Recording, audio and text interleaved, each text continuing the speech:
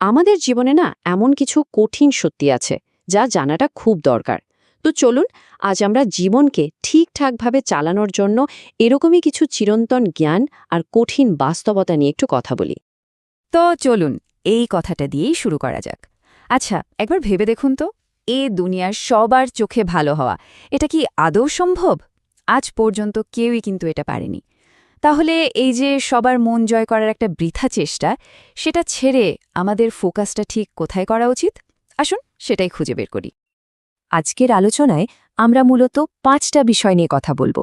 প্রথমে দেখব নিজের কাছে সৎ থাকার ব্যাপারটা, তারপর বাস্তবতা আর মানুষের গল্প, এরপরে সফলতার সঠিক রাস্তা, চিন্তা আর কাজের শক্তি, আর একদম শেষে জীবনের রিমোট কন্ট্রোল নিয়ে। তো আমাদের প্রথম আর সবচেয়ে জরুরি ভিত্তিটা হলো নিজের সাথে নিজের সম্পর্কটা কেমন। একটা শক্তিশালী জীবনের শুরু কিন্তু হয় সততা আর সাহস দিয়েই।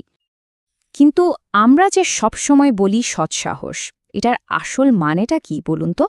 এটা কিন্তু শুধু ভয় না পাওয়া নয়, এর থেকেও অনেক বড় কিছু। আসল শক্তিটা তো তখনই বোঝা যায় যখন একজন মানুষ ভুলকে ভুল আর ঠিককে ঠিক বলার সাহসটা রাখে। আর এই সাহসটা যদি না থাকে, তাহলে সততা বা ক্ষমতা কোনোটারই আসলে কোনো দাম থাকে না। নিজের কাছে সৎ থাকার জন্য কয়েকটা মূল নীতি মেনে চলাটা খুব জরুরি। যেমন, সব সময় নিজের আর বাবা মায়ের কাছে সৎ থাকতে হবে। বন্ধুর সাথে কখনো বিশ্বাসঘাতকতা করা যাবে না, আর যে বিশ্বাসঘাতক তাকে কখনো বন্ধু বানানো যাবে না। এর সাথে সাথে সৃষ্টিকর্তার সঙ্গে একটা গভীর সম্পর্ক রাখাটাও কিন্তু খুব দরকারি, যা আমাদের কঠিন সময়ে পথ দেখাতে পারে। আচ্ছা, ভেতরের এই নিয়মগুলো তো বুঝলাম, কিন্তু বাইরের দুনিয়ায় এগুলো কিভাবে কাজ করে চলুন এবার সেটা একটু দেখি। কারণ সমাজের বাস্তবতাটা প্রায়ই বেশ জটিল হয়, তাই না? আর এখানেই কিন্তু একটা বড় কনফ্লিক্ট বা দ্বন্দ্ব তৈরি হয়। দেখুন, সরলতা অবশ্যই একটা দারুণ গুণ, কিন্তু আমাদের সমাজ অনেক সময় এটাকে দুর্বলতা বা সোজাসাপটা ভাষায় বোকামি বলে ধরে নেয়। আর এটাই হলো একটা চরম সত্যি। একজন মানুষ যতই ভালো হওয়ার চেষ্টা করুক না কেন, সে কিন্তু কারো না কারো গল্পের ভিলেন হবেই। আসলে কে কি ভাববে সেটা তো আর নিয়ন্ত্রণ করা যায় না। এখানে একটা বড় সতর্কবার্তা আছে। কাউকে শুধু তার চেহারা দেখে বিচার করাটা কিন্তু মস্ত বড় একটা ভুল হতে পারে, কারণ মানুষের চেহারাই অনেক সময় তার সবচেয়ে বড় মুখোশ হয়ে দাঁড়ায়। তো এত সব জটিল বাস্তবতার মধ্যে একজন মানুষ কিভাবে বুঝবে যে সে ঠিক পথে এগোচ্ছে? এর উত্তরটা কিন্তু লুকিয়ে আছে সাফল্য আর কাজের কিছু মূল নীতির ভেতরেই। এই প্রশ্নটা, তাই না, এটা আমাদের সবার মনেই কিন্তু কম বেশি আসে। আর নিজের চলার পথে এই প্রশ্নের উত্তরটা খুঁজে পাওয়া সত্যি খুব জরুরি। এর একটা খুব সহজ কিন্তু পাওয়ারফুল চিহ্ন আছে। যখন দেখবেন মানুষ আপনাকে নকল করতে শুরু করেছে, এর মানে হলো আপনি এমন কিছু একটা করছেন যা অন্যদের ইন্সপায়ার করছে, আর তারাও সেটা অনুসরণ করতে চাইছে।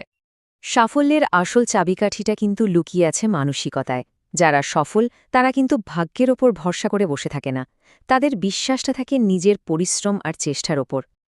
দেখুন, সাফল্যকে কিন্তু শুধু বাইরের লক্ষণ দিয়ে মাপা যায় না, এটা আসলে তৈরি হয় প্রতিদিনের চিন্তা আর কাজের অভ্যাসের মধ্যে দিয়ে। ভালো অভ্যাস তৈরি করার একটা সহজ কিন্তু খুবই কার্যকর কৌশল আছে। যখনই কোনো খারাপ চিন্তা মাথায় আসবে বা কোনো খারাপ কাজ করতে ইচ্ছা করবে, সেটাকে জাস্ট পিছিয়ে দিন। বলুন, আচ্ছা, এটা কাল করব। আর যখনই কোনো ভালো চিন্তা আসবে, 1 সেকেন্ডও দেরি না করে সঙ্গে সঙ্গে কাজটা করে ফেলুন। আর একটা জিনিস, অহংকারের ফাঁদ থেকে কিন্তু সবসময় সাবধান থাকতে হবে, বিশেষ করে নিজের বলস, টাকা পয়সা বা জীবন নিয়ে। একদমই অহংকার করা ঠিক না, কারণ মনে রাখবেন, যা কিছু গোনা যায় তা কিন্তু একদিন ফুরিয়েও যায়। এবার আমরা চলে এসেছি আমাদের আলোচনার একদম শেষ আর সবচেয়ে গুরুত্বপূর্ণ অংশে, আর সেটা হলো নিজের জীবনের রিমোট কন্ট্রোলটা নিজের হাতে রাখা। জীবন আর মৃত্যুর মধ্যে একটা অদ্ভুত কিন্তু বাস্তব পার্থক্য আছে, তাই না? দেখুন, জীবনের কোনো গ্যারান্টি নেই, কিন্তু মৃত্যুর গ্যারান্টি কিন্তু 100%। আর এই চরম সত্যিটাই আমাদের সময়ের দামটা বুঝতে সাহায্য করে। এখানে একটা খুব জরুরি কথা হলো, আসল সুখ আর শান্তি কিন্তু আসে আত্মনির্ভরশীলতা থেকে, অন্যের ওপর নির্ভর করে থাকলে নয়। নিজের প্রয়োজনগুলো নিজেকেই পূরণ করার ক্ষমতাটা তৈরি করতে হবে। আর সব শেষে মূল কথাটা মনে রাখতে হবে, সৃষ্টিকর্তা হয়তো আছেন, কিন্তু আমাদের জীবনের পথটা বেছে নেওয়ার আর সেটাকে চালানোর রিমোট কন্ট্রোলটা তিনি কিন্তু আমাদের হাতেই তুলে দিয়েছেন। তাহলে একদম শেষে প্রশ্নটা থাকলো আমাদের নিজেদের কাছেই।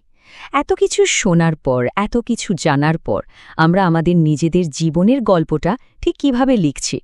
কারণ এই গল্প লেখার সিদ্ধান্ত আর ক্ষমতা দুটোই কিন্তু পুরোপুরি আমাদের।